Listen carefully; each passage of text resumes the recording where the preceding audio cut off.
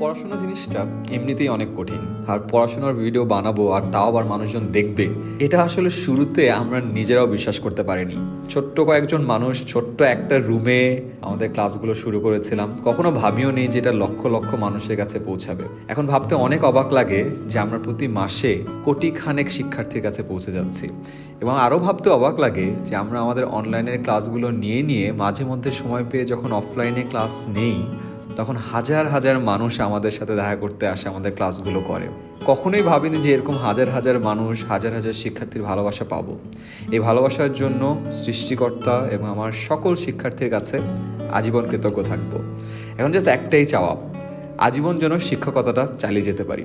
School master হওয়া আমার লাইফের বেস্ট ডিসিশন ছিল, এবং এই ডিসিশনটা আমি চাই আরও অনেক মানুষ নেক, কারণ শিক্ষকতার যে আনন্দ আছে সেটা মনে হয় খুব কম পেশাতেই আছে।